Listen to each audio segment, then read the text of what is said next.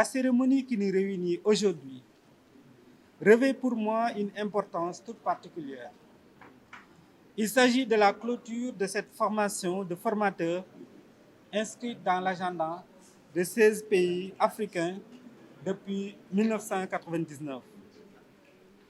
Depuis des décennies, le pays du soleil levant ne ménage aucun effort pour aider à la déclinaison opérationnelle des différents programmes et projets initiés dans le secteur de la formation professionnelle et technique et qui visent à en faire un pilier de développement économique, donc un puissant instrument de lutte contre la pauvreté. Entre autres appuis, le gouvernement du Japon, à travers la JICA, nous apporte un soutien inestimable qui nous permet d'organiser chaque année à Dakar des séminaires de perfectionnement de formateurs de pays tiers au profit cette année de 93 formateurs inscrits dans 16 pays africains. Ces activités de développement de la qualification de nos ressources humaines renforcent à n'en pas douter la qualité des enseignements, apprentissages de nos apprenants. En effet, un tel programme est bien en phase avec le paquet dans les structures de formation professionnelle et technique afin d'impacter qualitativement et quantitativement les rendements externes et internes. Mesdames et messieurs, chers invités, la pertinence des 8 thèmes de formation retenus cette année dans des domaines aussi variés que la chaudronnerie, les réseaux informatiques, de la conception et la fabrication mécanique, de l'automatique, du FA, de la maintenance industrielle, de l'énergie solaire et j'en passe, en tout cas tous ces thèmes, me permettent de présager d'un développement accru des compétences de nos apprenants respectifs. Aussi, toutes ces réalisations faisant appel à une maîtrise des techniques et des compétences avérées nous permettent de présager que vous relèverez les défis dans vos structures de formation professionnelle et technique qui, dans leur écrasante majorité, font face à un déficit de matériel et d'équipement indispensable à la réalisation des objectifs et projets de formation. La capacitation de nos formateurs pour prendre en charge la formation de nos apprenants à des métiers constitue alors une orientation majeure et à ce titre devrait bénéficier d'un soutien considérable de tous les départements en charge de la formation professionnelle et technique au niveau de nos États respectifs. Monsieur le représentant résident de la JICA, pour élargir ses domaines d'intervention, votre organisation, la JICA, va accompagner le CFPT à ouvrir 2 nouvelles filières en chaudronnerie industrielle et en froid et climatisation industrielle d'ici la fin de l'année 2022. Excellence, Monsieur l'ambassadeur du Japon, permettez-moi de renouveler, au nom de Monsieur Dame Diop, ministre de l'Emploi, de la formation professionnelle, de l'apprentissage et de l'insertion, les sincères remerciements du président de la République, ainsi que ceux de l'ensemble du gouvernement et du peuple sénégalais, au gouvernement et au peuple du Japon, pour l'appui qu'il n'a cessé de nous apporter pour le développement de la formation professionnelle et technique au Sénégal et en Afrique. Par ailleurs, je voudrais rappeler que le gouvernement du Sénégal a misé sur le capital humain pour enclencher un développement économique et social endogène durable, et j'ose croire qu'il en est de même pour tous les pays ayant envoyé des participants à ce séminaire. Une telle option donne tout son sens aux formations qui viennent de se dérouler au CFPT Sénégal-Japon.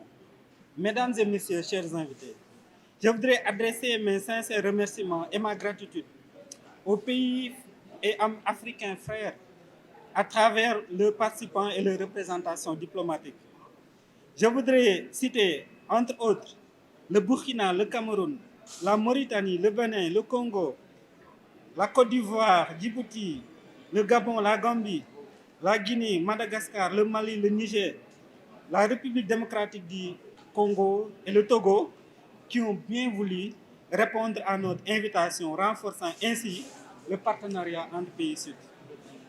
Nos remerciements et nos encouragements vont également à l'endroit de toute l'équipe administrative et pédagogique du CFPT pour son professionnalisme, son esprit d'initiative et son ingéniosité dans le choix des thèmes de formation. Je vous adresse à vous tous mes vives félicitations et mes encouragements et vous invite à persévérer dans cette voie de l'excellence et de la qualité. Je voudrais enfin saluer la qualité du partenariat que le CFPT a su développer avec les différentes entreprises de la place et qui ne cesse d'apporter aux structures de formation un appui inestimable dans la réalisation de leur mission. Chers séminaristes,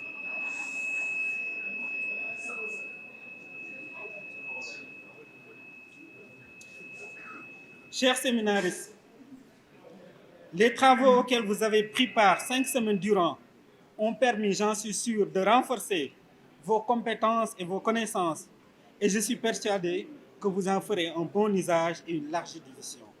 À ce propos, et sur la base des valeurs de partage et de solidarité qui sont bien africaines, je suis persuadé que vous allez partager avec l'ensemble de vos collègues qui n'ont pas eu la chance d'être retenus pour ces formations les connaissances que vous avez acquises ici durant les 5 semaines.